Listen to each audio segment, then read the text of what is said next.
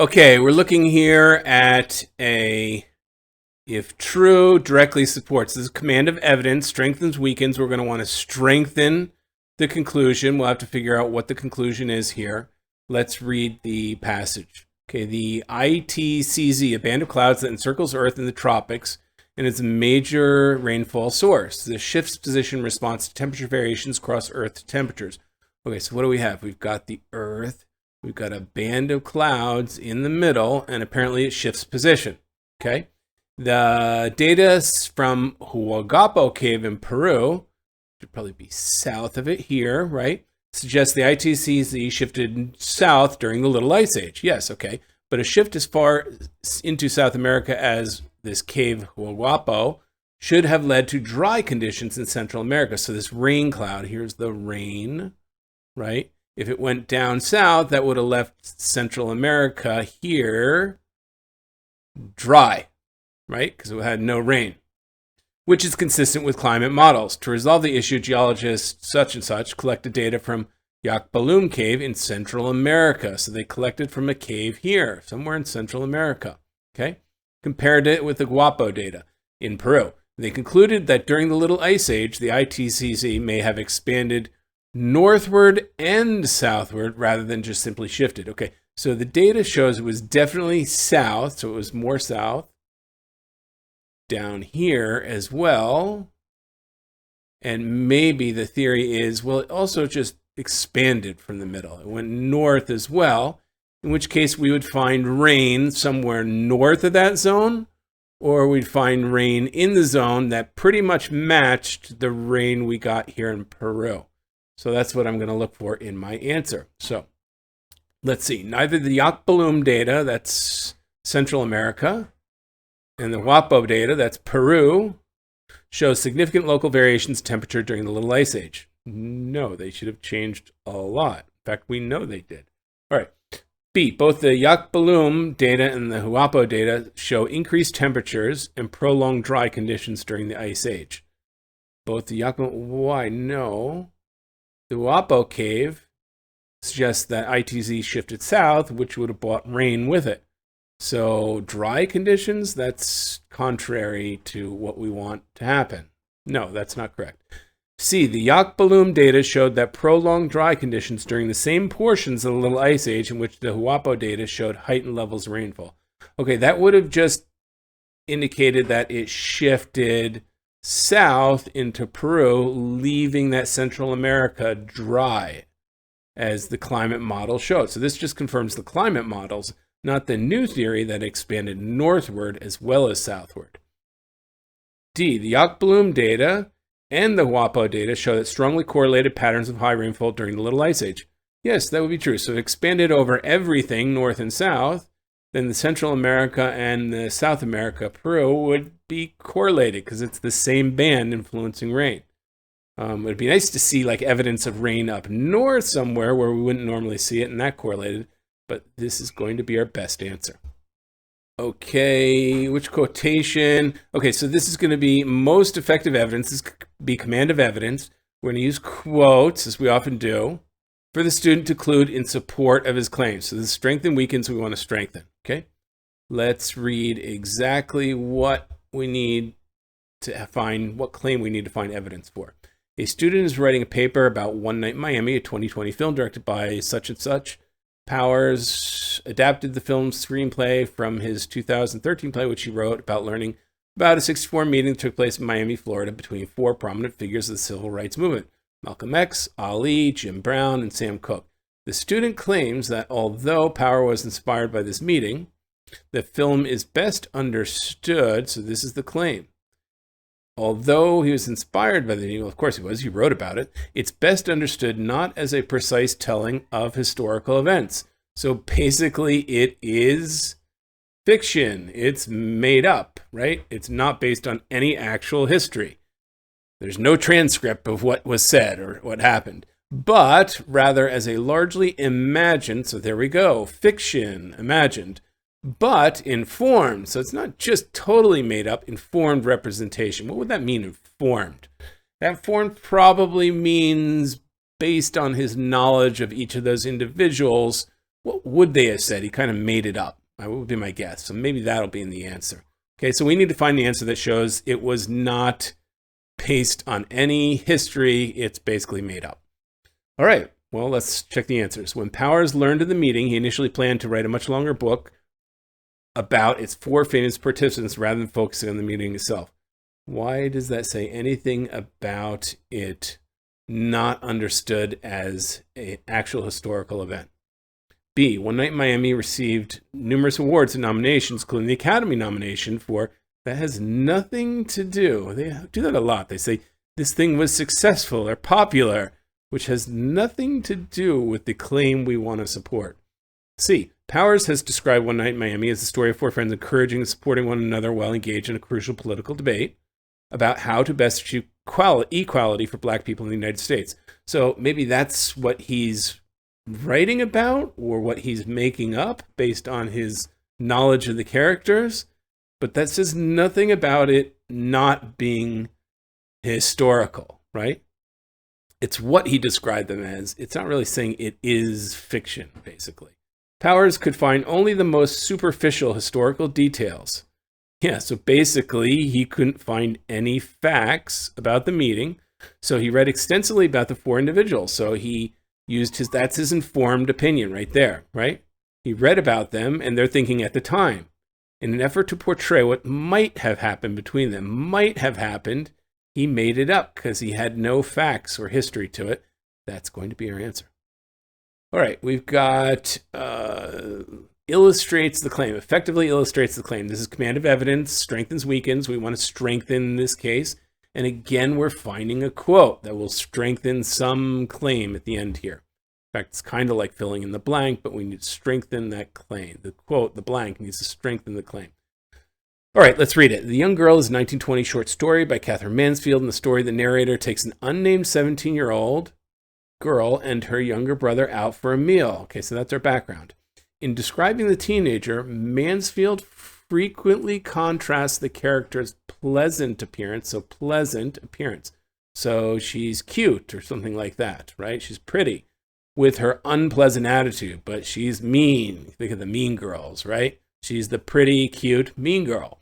As when Mansfield writes of the teenager, blank. So we need a quote that shows she's the pretty, mean girl. That's my guess. A, I heard her murmur, I can't bear flowers on a table. Okay, that's kind of mean, I guess, assuming her is the teenager. We don't know. They had evidently been giving her intense pain, for she positively closed her eyes as I moved them away. Okay, she didn't like the flowers. She's kind of mean, but nothing in there says she's cute. There's no cute or prettiness in there. That's not our answer. While we waited, she took out a little gold powder box with a mirror in the lid. She shook the poor little puff as though she loathed it. So really kind of bad attitude, right? Bad attitude, what we really are talking about here. Not so much mean, just a bad attitude, right? And dabbed her lovely nose. She's got a lovely nose that indicates she's cute or pretty or pleasant in appearance, right? So this has the 2 points. I think this will be our answer, but let's check C and D. I saw after that she couldn't stand this place a moment longer. She's not happy, okay. And indeed, she jumped up and turned away while I went through the vulgar act of paying for the tea. Okay, that says nothing about cute or pretty appearance. D, she didn't even take her gloves off. She lowered her eyes and drummed on the table. When a faint violin sounded, she winced and bit her lip again in silence. Again, nothing here indicates a pleasant experience. So identify the conditions and find the answer that meets both conditions in this case. Okay, what do we have here? We need a quote, again, to illustrate a claim. Okay? And typically, as in many cases, we've got the colon, which is going to be followed by a quote that's going to be an example or explanation, elaboration of what's said before it, the claim. Let's read. The poet Walt Whitman is an 1987 essay by Jose Marti, Cuban author and political activist, originally written in Spanish. In the essay, Marti explores the value of literature, arguing that a society's spiritual well-being depends on the character of its literary culture. Okay, so we need a quote that shows or demonstrates the character and culture of literature in society leads to a society's spiritual well-being. That's what I want to see in the answer.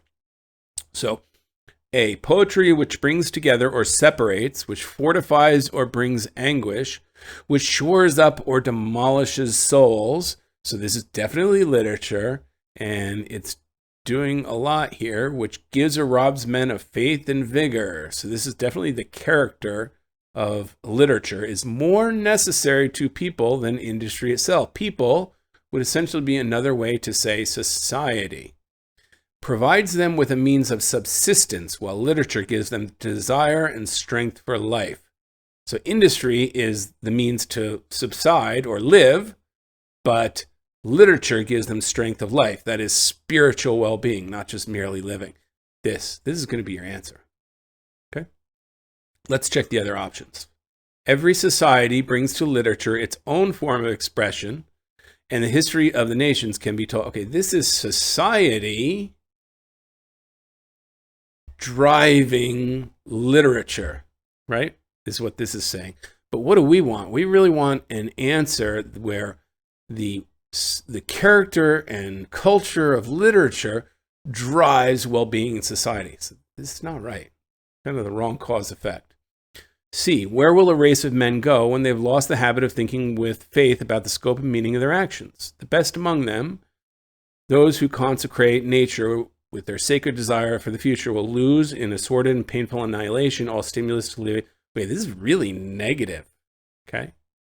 So a couple things. It's not really showing any kind of character or culture creating well-being. It's just showing, something creating, the opposite, negative well-being. And it's not really talking about literature. I don't see, will race society have lost the habit of thinking with faith? Is that literature? I don't think so. This is not going to be right either. D, listen to the song of this hardworking and satisfied nation. Listen to Walt Whitman. The exercise of himself exalts him to majesty. Okay, this is just saying, yeah, Walt Whitman's awesome. He's a really great poet, and you should listen to him. But that says nothing about the spiritual well-being of society, which is what our evidence should show, that the literary character and culture leads to a well-being in society. A will be the right answer. Okay, here we've got support the hypothesis. This is another strengthens, weakens, if true condition. All the answer choices will be considered true, and we'll see which one actually strengthens that hypothesis. So let's read and figure out what's going on and what that hypothesis is. So-and-so and her team have investigated two subspecies of fork-tailed flycatcher birds that live in the same region, Colombia. One species migrates south for part of the year, and the other doesn't. So if we have Colombia, we can imagine, and one goes south, and doesn't even say the other goes elsewhere, it just stays there. Okay, so I've got one and I've got two. The researchers found that due to slight differences in feather shape, the feathers of migratory fork-tailed flycatcher males make a sound during flight that is higher pitched than that made by feathers of non-migratory birds, okay? So these have a different pitch. They're high pitch by comparison, okay? And the researchers hypothesized that, so here's our claim or our hypothesis, fork-tailed flycatcher females are attracted to the specific sound by the males of their own subspecies. So let's be careful. This is a subspecies and this is a subspecies. So it's not really saying that the females are attracted to the higher pitch. They're attracted to a very specific sound. So some maybe to this one, and then others maybe to this one, which make up their own subspecies. And over time, the female's preference will drive further genetic and anatomical divergence between these subspecies. Okay, so what do we need in the answer here? We're going to show that they don't breed. They choose either one or they choose two, the females, and evidence that shows that they're not going to breed in the future, because if they don't interbreed, they will be different species. So I think that's what we're looking for, something that shows them separating, which looks to be related to the pitch. So we're going to find some differences in pitch that will result in different preferences. So A, the feathers located on the wings of the migratory fork-tailed flycatchers have a narrower shape than those of the non-migratory, which allows them to fly long distances. No, we don't care about how far they fly. That's irrelevant.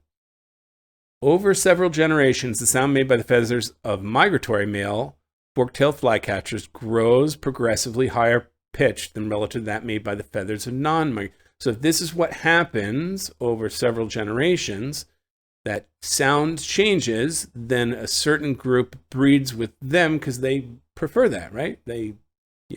One group are attracted to one type of pitch. This one's higher.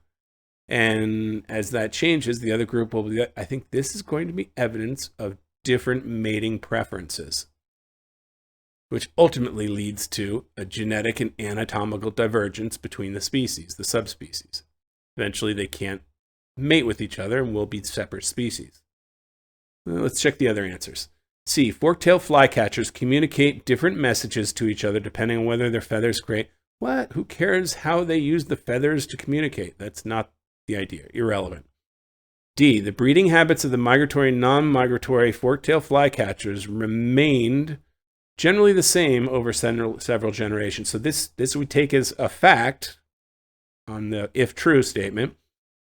If they never changed, migratory and non-migratory, the two subspecies never changed their breeding habits, then they wouldn't diverge into different species. So that's absolutely not going to be right. B is the best answer. This shows a difference in characteristics, high-pitched versus not, that results in a difference in mating preferences and therefore potential different speciation. All right, again, if true, most directly supports. This is command of evidence, strengthen weakens. In this case, we want to strengthen the team's conclusion. Let's go ahead and read about it.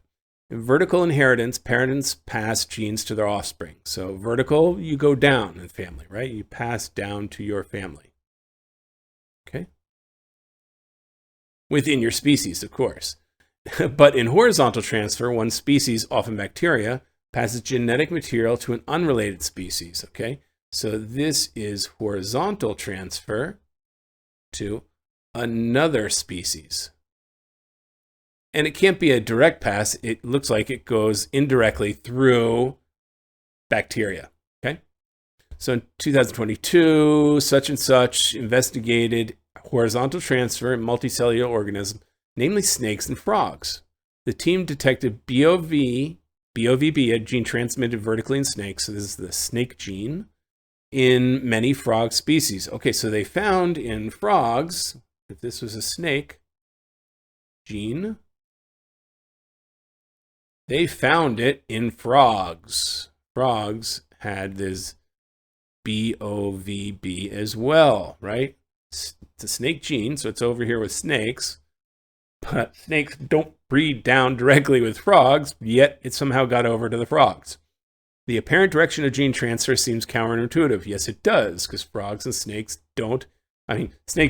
Frogs don't survive encounters with snakes. Yep, but I think it's more to the fact that snakes and frogs don't breed, right? Anyway, let's go to the conclusion. The team concluded BOVB is indeed transmitted from snakes to frogs. Yes, if they found it in frogs. Either directly, well, no, because snakes don't breed with frogs, or indirectly via HT. So we need evidence that horizontal transfer occurred between the snakes to the frogs. So where would that evidence be? BOVB can be transmitted across frog species. Across frog species? No, I need from snake to frog. That's the wrong connection. Parasites known to feed on species of snakes and frogs in which the BOVB gene occurs also carry. This could be, right? So we talked about horizontal is usually from some bacteria. So if I have a parasite that works across the two, maybe that's doing a horizontal transfer. That looks pretty good. Let's see what other options are. BOVB cannot be reliably transmitted from a snake species to bacteria that are usually encountered by frog species. That's going to weaken our conclusion, not support it. D, frog species with BOVB show few discernible advantages compared with frog species. No, it's not about what frogs do and do not carry an advantage. It's not saying if BOVB will stay in frogs because it's a positive trait. This irrelevant to the point, right? If I had some type of parasite that went from snake to frog, horizontal transfer could occur. That might support my case. Okay, we've got if true, strengthens or supports Paredes' argument. So we need to figure out what his argument is, command of evidence, and find the answer that, if true, would be supportive. In the 20th century, ethnographers made a concerted effort to collect Mexican-American folklore, but they did not always agree about the folklore's origins. So we don't know the origins of Mexican-American folklore. Scholars claim that Mexican-American folklore derived largely from folklore of Spain, which ruled Mexico and what is now the southwest U.S. from the 16th to 19th centuries. So it was 300 years of Spanish influence, which, by the way, is in the past. Scholars such as Americo Paredes, okay, this is the argument we want. He, by contrast, argued that while some Spanish influence is undeniable, Mexican-American folklore is mainly the product of ongoing interactions of various cultures in Mexico and the United States. Ongoing interactions, Mexico and the US, okay? So ongoing means it's current. It's not in the past. And it's between Mexico and the US, not necessarily Spain. So I want to see in an answer something that shows Mexico, US, and that it's current, not past. Let's see. A, the folklore that the ethnographers collected included several songs written in the form of decima, a type of poem, originating late 16th century. Now, that would weaken the argument. That would show the other guy's argument's correct. B, much of the folklore that the ethnographers collected has similar elements from region to region. That really doesn't tell me anything. From region to region doesn't show that it's Mexico to US regions. It could be Spanish regions. I'm not sure. It doesn't say. And it doesn't show that it's current or past. That's not helpful. D, most of the folklore that the ethnographers collected consisted of corridos, ballads about history and social life of a clearly recent origin. Recent. Okay. This doesn't really say US-Mexico at all, which is one of the things I was looking for, but it does have recent versus the past. So this is going to be our answer. So note we had a couple points to look at. The one I thought most likely would be in the answer, Mexico with the US influence, didn't seem to be there at all. The one that was actually in there was the current versus the past. That was the clue. So take note of that.